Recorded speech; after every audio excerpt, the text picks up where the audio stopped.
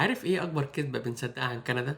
انها بلد الرفاهية. الحقيقة ان كندا بلد الطحن، بس الفرق انك هنا بتطحن علشان تبني هرم لاسمك ولعيلتك، مش علشان تبني قصور لغيرك. النهاردة مش هكلمك عن جمال الطبيعة، هكلمك عن المكنة الكندية اللي بتفرم اللي مش فاهمها وبترفع اللي عارف يركب الموجة صح. هل انت جاهز تفهم اللعبة صح ولا لا؟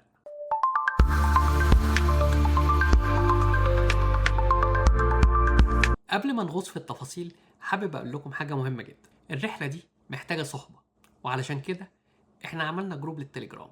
الجروب ده مش بس للاخبار، ده بقى زي العيلة، بنتكلم فيه وبنشارك فيه كل حاجة مع بعض. لو عاوز مكان تتكلم فيه براحتك وتلاقي حد يسندك بمعلومة، الرابط هتلاقيه في الوصف. وبرضه ممكن تعمل سكان للكيو ار. اغلب اللي بيعملوا فيديوهات عن كندا بيحكوا لك عن النتيجة. انا النهارده جاي احكي لك عن الرحلة نفسها. ليه في ناس بتدخل كندا ومعاها الاف الدولارات وبتفشل، وفي ناس بتبدأ من الصفر وبتبقى قصة نجاح كبيرة. الموضوع ملوش علاقة بالحظ، الموضوع ليه علاقة بحاجة بنسميها هنا في البنك asset management أو إدارة الأصول. بس النهاردة الأصول اللي هنتكلم عنها هي عمرك ومستقبل عيلتك. الهروب من السقف الزجاجي. في بلادنا في سقف زجاجي فوق راسك، مهما اشتغلت مهما طورت نفسك في حدود لنموك، لأن النظام ما بيسمحلكش إنك تتخطى حجم معين. في كندا السقف ده مكسور. السيستم هنا متصمم إنه يختبر طموحك. No limits, no rules.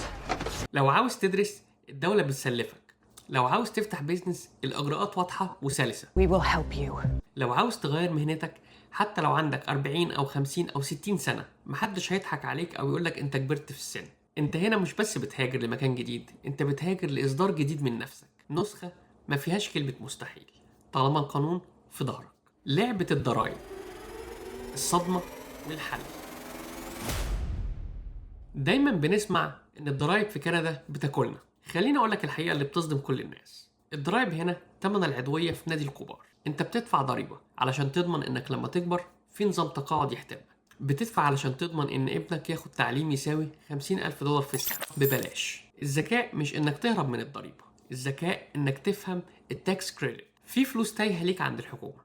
لو عرفت قوانين اللعبه صح، كندا مش بتاخد حقك. كندا بتعمل زي المقايضة، بتديك استقرار قصاد مشاركتك في النظام. سيكولوجية الجواز الكندي. كلنا بنجري ورا الجواز الكندي، بس سألت نفسك ليه؟ مش علشان السفر بدون فيزا بس. الجواز الكندي هو الاكزيت استراتيجي أو خطة خروج من أي أزمة عالمية. هو الضمان إنك إنسان حر، محدش يقدر يهددك بترحيل أو إلغاء إقامة لو رأيك ما عجبش حد. They had Canadian passports. الإحساس ده بالانتماء لدولة بتحترمك كشريك مش كضيف بيغير كمية مخك، بيخليك تشتغل بتركيز، بتبدع بجراءة، لأنك عارف إنك على أرض صلبة. فرصة الريسيت أو البداية الجديدة.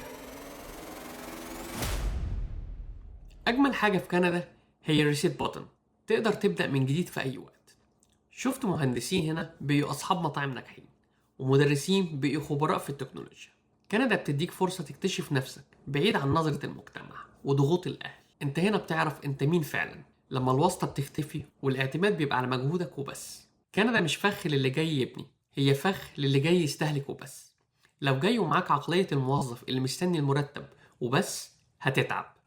لو جاي بعقلية اللاعب اللي بيفهم القوانين ويستغل القوانين بطريقة صحيحة، هتكون أحسن قرار في حياتك. الفرص لسه موجودة، بس محتاجة الناس صاحية تدور وتعرف هي رايحة فين. دلوقتي عاوزك تكتب لي في التعليقات، لو كانت اديتك فرصة تغير مهنتك النهاردة هتختار تكون ايه؟ انا بقرا كل التعليقات وبرد عليها كلها. ما تتكسفش انك تكتب عاوز تبقى ايه، حتى لو شايفها حاجة بسيطة، بس دي ممكن تكون حلمك اللي ممكن تحققه. وما تنسوش تشاركوا الفيديو مع حد لسه خايف ياخد الخطوة دي، واشتركوا في القناة وفعلوا الجرس. واشوفكوا الفيديو الجاي في كندا بعيون واقعية.